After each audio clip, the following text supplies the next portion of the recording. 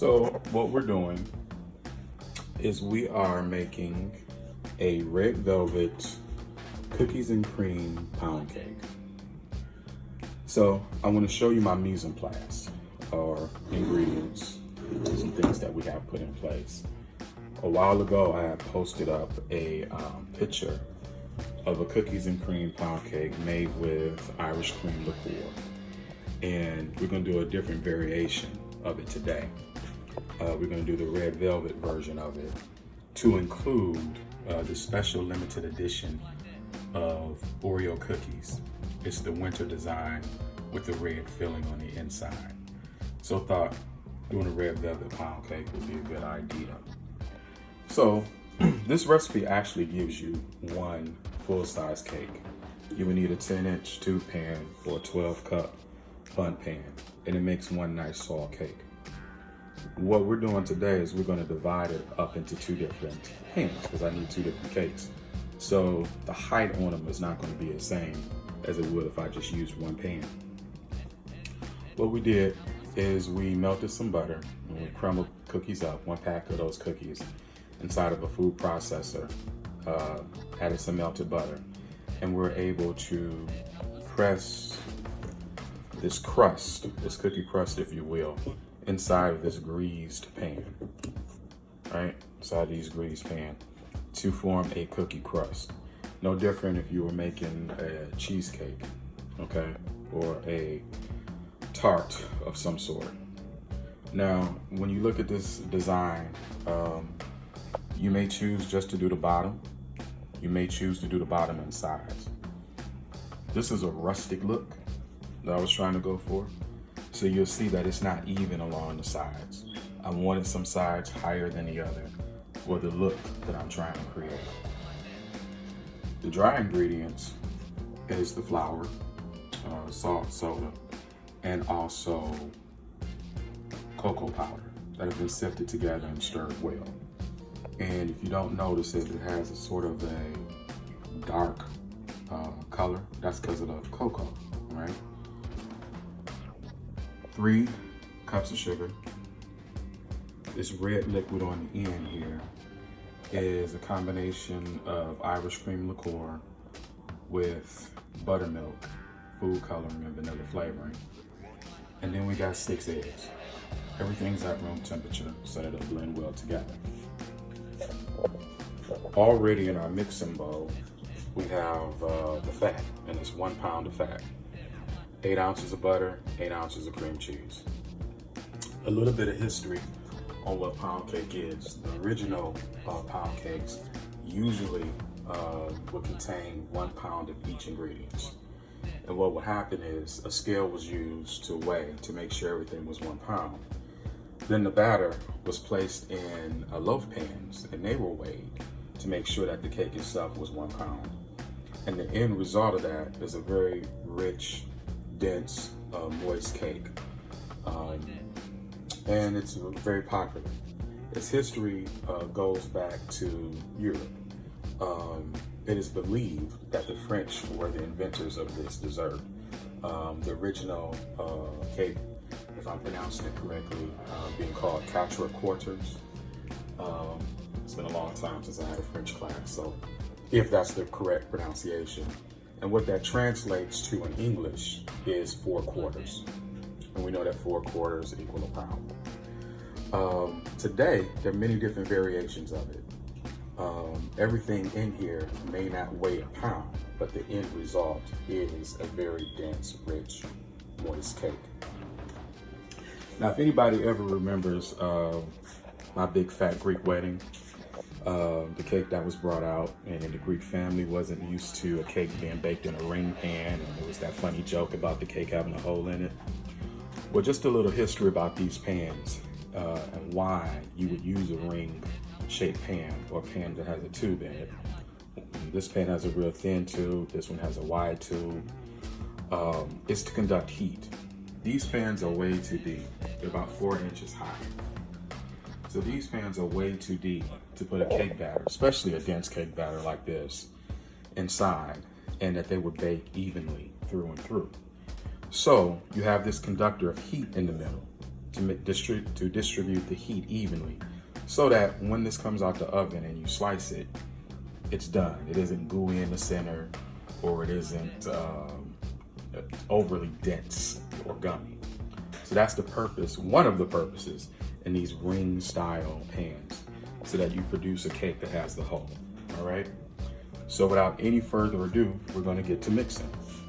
Now, the method of mixing that's used is called the creaming method of mixing.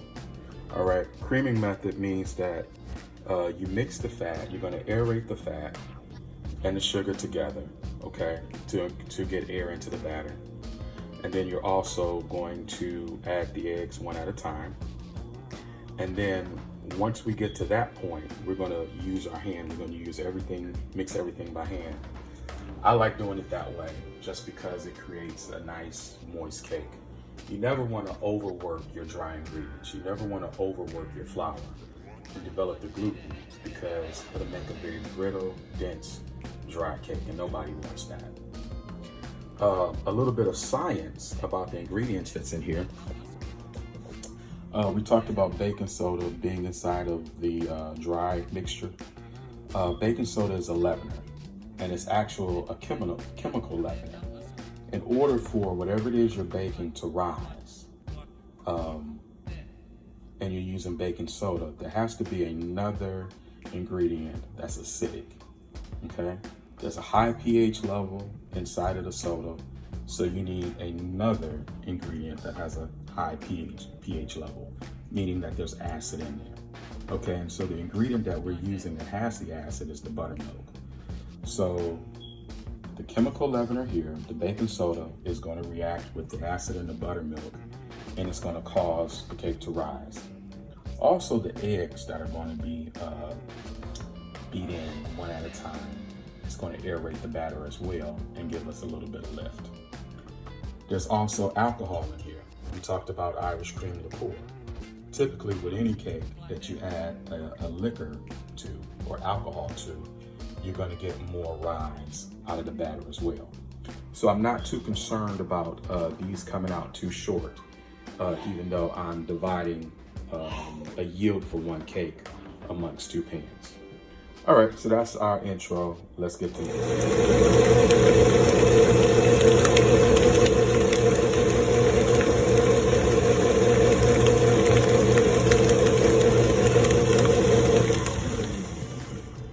Now that we've mixed the butter and the cream cheese together, I'm going to slowly add the sugar.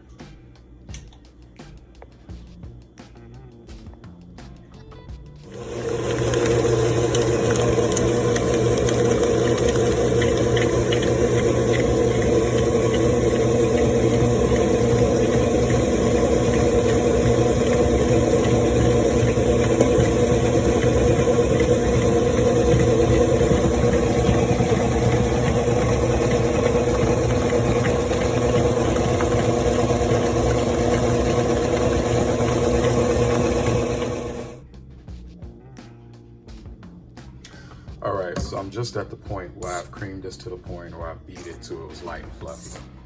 And this may have taken about 10 minutes or so with this particular stand mixer. With the hand mixer, it's going to take a little bit longer, all right? So you have to have some patience. It's also important to scrape down the sides and the bottom of the bowl, and also the beater as well, or the paddle as well, so that you're making sure that everything is well incorporated.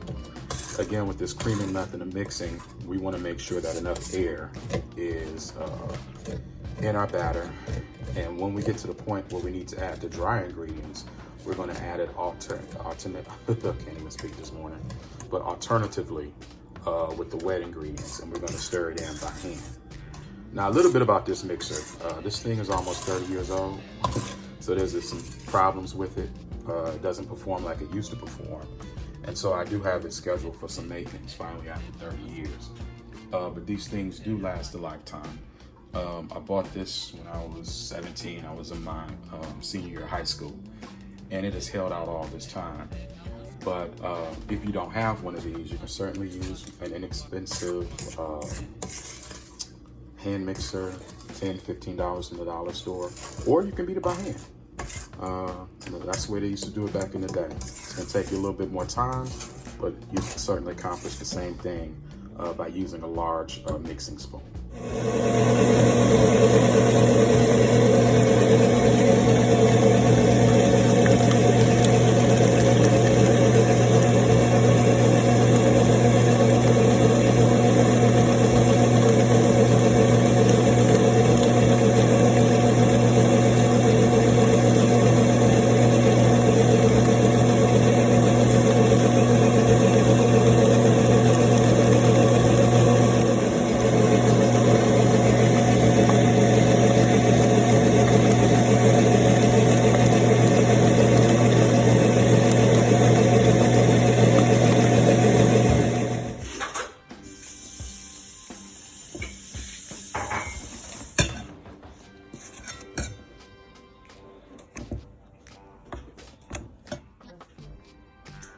All right, so I'm right at the point where what we're doing is we're adding alternatively the dry ingredients with the wet, all right? And we're folding it in because we don't want to lose any volume in the mixing process. We don't want to undo what we just did with all of that cream. Now, we talked a little bit about the history of the pound cake. Now we're going to talk about the history of the red velvet. Red velvet is a buttermilk cake that has some cocoa in it. And so you do get some mild hints of chocolate. And I don't know the significance of why red food coloring is there other than for the decor. But it is not an intense chocolate cake, but you do get some type of chocolate flavor. Once we get to the point where this is all well incorporated, we're going to take some more Oreos, break them up in like half and quarter pieces, and add that to the mixture, and then go on top with whole Oreos, and we'll show you what that looks like. All right, as you can see, we have all the batter in the pan. We went on top with those limited edition special Oreos with the red cream filling, all right? And we're gonna bake it in the oven, 300 degrees, for at least 2 hours, 2 to 2.5 hours.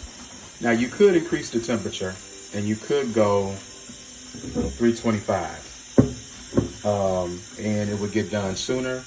I like to go low and slow, all right? So it's gonna be 300 for 2 to 2.5 hours. We'll show you the finished product.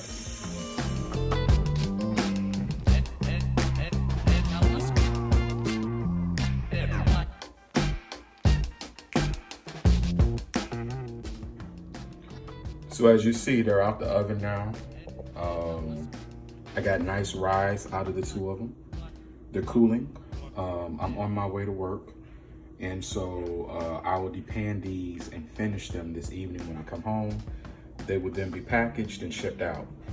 But we see it's not as tall as what it would be if I would have put the majority of the batter into one pan. I maybe would have had some reserved, for a smaller pan, but it's decent height.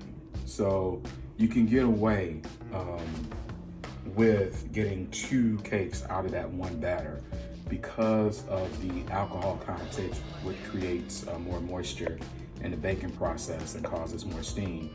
And then also because you got more volume because of the cookies, the cookie crust bottom, and then the cookies that you broke up and added to the batter itself. So you'll see the final product again later on. All right, thank you.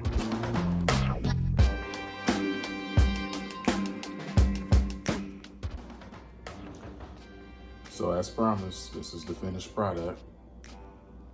Again, not as tall as what I would normally have, but I was still able to yield 2 decent sized cakes for one batter.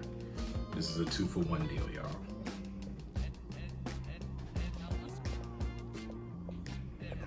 Who's hungry?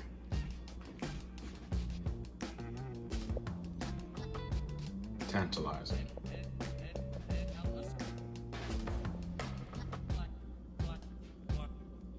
Y'all see that?